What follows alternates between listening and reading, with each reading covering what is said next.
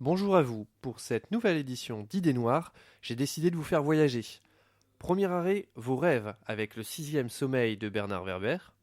Ensuite, direction la montagne, les Alpes plus précisément, avec La Dame de Pierre de Xavier-Marie Bonneau. Nous évoquerons enfin l'Afrique, avec l'excellent Sans pitié ni remords de Nicolas Lebel.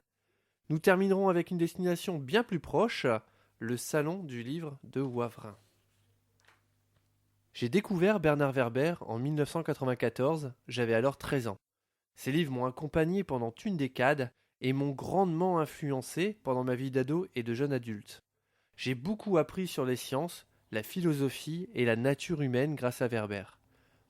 L'encyclopédie du savoir relatif et absolu a longtemps été mon livre de chevet. Et puis je me suis lassé et nos chemins se sont séparés. Voilà 10 ans que je n'avais pas lu l'auteur. C'est le sujet de son nouveau livre qui m'a donné envie de renouer. Bernard Werber a déjà abordé le thème du sommeil par le passé et j'utilise encore aujourd'hui les conseils qu'il a prodigués dans le livre du voyage lorsque j'ai des difficultés à m'endormir. C'est donc avec beaucoup de nostalgie que j'ai abordé la lecture de Le sixième sommeil, publié chez Albin Michel. Tout commence avec Caroline Klein, une scientifique spécialiste du sommeil. Au cours d'un dîner avec sa belle-fille et son fils, Jack, elle évoque ses recherches. Caroline décrit l'impact que le sommeil peut avoir dans la vie et avoue travailler sur un projet secret qui pourrait bien révolutionner l'existence. Après cette entrée en matière, nous allons assister à un flashback sur la jeunesse de Jacques et à la manière dont il va s'approprier l'univers des rêves afin de réussir pleinement son existence et devenir, lui aussi, un brillant expert du monde onirique. Dans une seconde partie, Werber nous fera voyager en Malaisie à la découverte d'une tribu primitive qui aurait bien des choses à transmettre à l'homme dit civilisé. La troisième partie sera quant à elle consacrée au choc des cultures.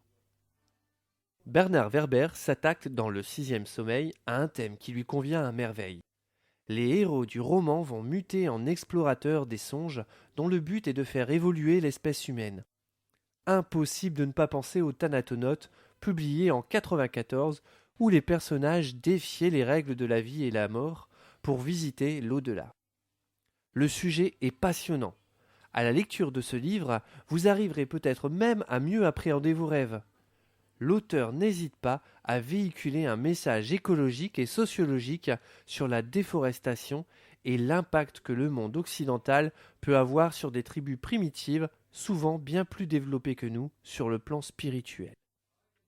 Dans un passage, il démontre, preuve scientifique à l'appui, l'influence néfaste des journaux TV ou papier sur nos comportements. En effet, le choix de mettre en exergue les drames de notre civilisation dans l'unique but de faire plus d'audimat nous pousserait à devenir stressés ou agressives. Tous ces éléments mis bout à bout font que Le sixième sommeil est une œuvre de fiction qui interagira sur vos rêves, votre vision du monde et même votre manière de penser. Une fois de plus, Bernard Werber nous divertit tout en nous faisant réfléchir. Edgar Poe disait « Ceux qui rêvent éveillés ont connaissance de 1000 choses qui échappent à ceux qui ne rêvent qu'endormis. Dans leur brumeuse vision, ils attrapent des échappées de l'éternité et frissonnent, en se réveillant, de voir qu'ils ont été un instant sur le bord du grand secret.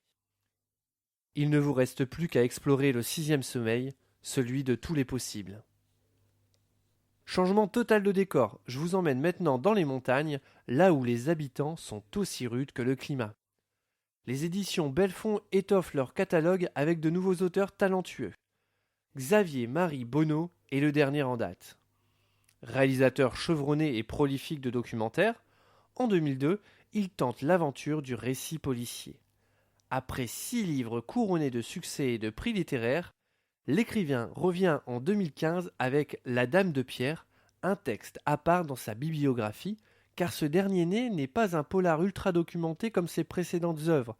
Il s'agit d'un roman noir où le sujet principal est la nature humaine. Pierre a repris l'exploitation familiale dans les hauteurs des Alpes où il élève des moutons. La montagne, c'est sa vie. Par le passé, le fermier était un alpiniste de renom. Il a ouvert de nombreuses voies sur des monts les plus prestigieux au monde. Il mit fin à sa carrière suite à un drame survenu lors de son ultime ascension. Pierre est un homme bourru qui a délibérément choisi de vivre en quasi-ermite. Ses seuls voisins sont un couple de paysans âgés à la propreté toute relative. Une fois par an, Claire, la sœur de Pierre, revient dans son village d'enfance pour lui rendre visite. Elle est l'exact opposé de ce dernier. Elle vit à Paris, où elle s'est forgée une réputation d'éminence scientifique pour le CNRS. La vie dans la capitale est bien différente de celle à la montagne. La nuit de son arrivée à la ferme, la citadine fait un cauchemar, où elle assiste à l'assassinat d'une certaine Vicky. En parallèle, un rôdeur est aperçu non loin de l'exploitation. Est-ce l'individu qui s'est échappé de l'hôpital psychiatrique de la ville voisine? Et puis, un cadavre fait son apparition. Le gendarme portable est envoyé sur les lieux pour enquêter. Pierre sera alors soupçonné.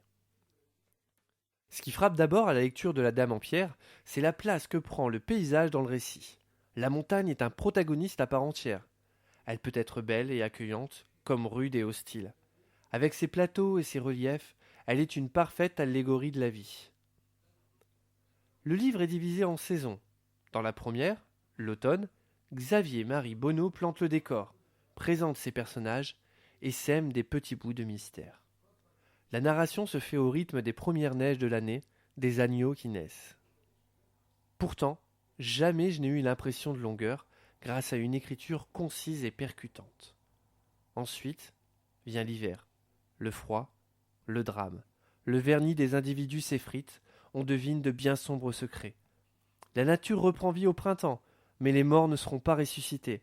C'est l'heure de la vengeance. On commence à comprendre certaines choses, les pièces du puzzle s'imbriquent.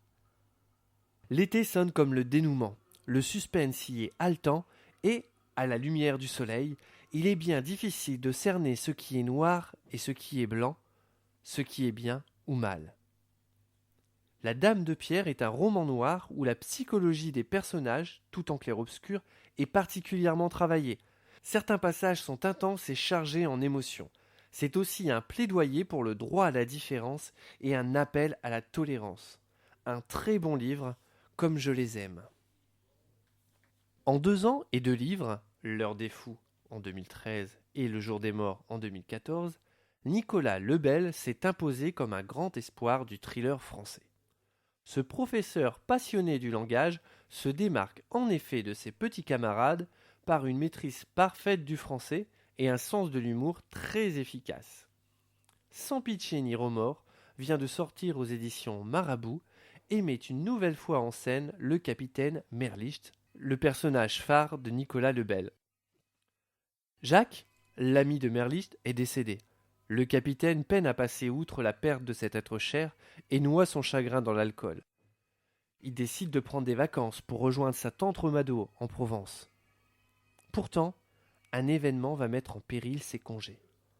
En effet, chez le notaire en charge de la succession de Jacques, Merlicht hérite d'un diamant qui se trouve être l'œil d'une statuette africaine mystérieusement disparue des réserves d'un musée il y a des années de cela.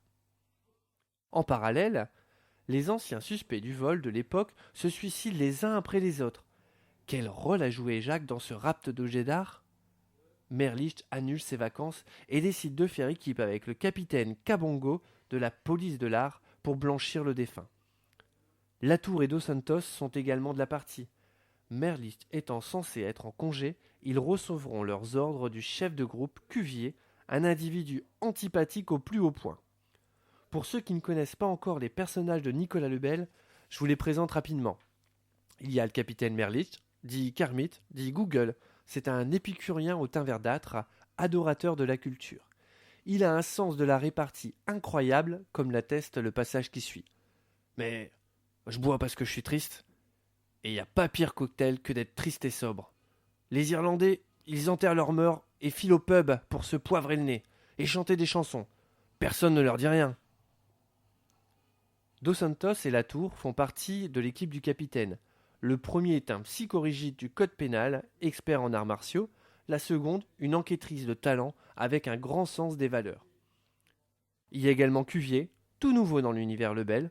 C'est un chef de groupe pestiféré, imbuvable avec ses collègues, il est aussi incompétent. On lui doit des phrases qui sont amenées à devenir cultes, comme par exemple « Le lieutenant Latour se met le doigt dans l'erreur »,« On se serre les coudes à coude »,« C'est réglé comme une lettre à la poste ». Non, vraiment, c'est un florilège de bons mots.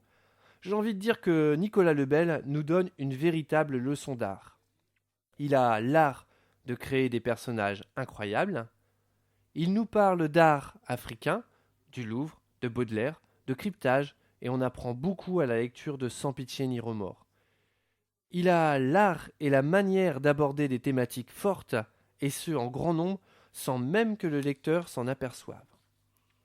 Nicolas Lebel est un artiste des mots, il n'utilise aucun artifice, il transcende le genre dans lequel il officie et il est sans pitié pour ses collègues auteurs qui vont avoir bien des difficultés à se hisser à son niveau. Il est d'une incroyable créativité, l'extrait suivant m'a bluffé. Vu du ciel, il devait dessiner un smiley bizarre.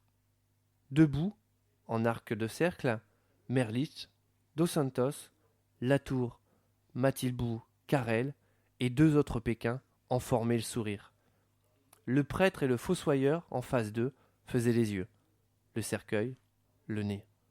De là-haut, agglutinés entre les tombes, ils devaient ressembler à un tas de mouches, dans leurs vêtements sombres, qu'animait par instants le vent de novembre. Sans pitié ni remords est un chef-d'œuvre. Vous cherchez une idée de sortie pour ce dimanche 18 octobre ? Je vous recommande de passer au 3e salon du livre de Wavrin qui se déroulera de 10h à 18h à la salle polyvalente rue Salengro. Cette édition sera particulière car la librairie La Ruche aux Livres y fêtera ses 10 ans. Une réussite qui prouve que les libraires indépendants peuvent encore se tailler la part du lion face aux grandes enseignes. Il y aura de nombreuses surprises et un grand jeu concours sera ouvert à tous pendant le salon afin de gagner 1 an de livres gratuits en 2016. Pour cela, il faudra retrouver le nombre de livres que la librairie La Ruche aux Livres a vendus durant ses 10 premières années d'existence. Un troc de livres aura également lieu. En ce qui concerne les auteurs présents, vous pourrez venir saluer Sir Cédric, Franck Tillier, David James Kennedy, Michael Monsonka, Didier Herman et bien d'autres. Toutes les informations sont disponibles sur le site internet de La Ruche aux Livres. Ainsi s'achève cette édition d'Idées Noires. Je vous dis au mois prochain et en attendant, lisez noir.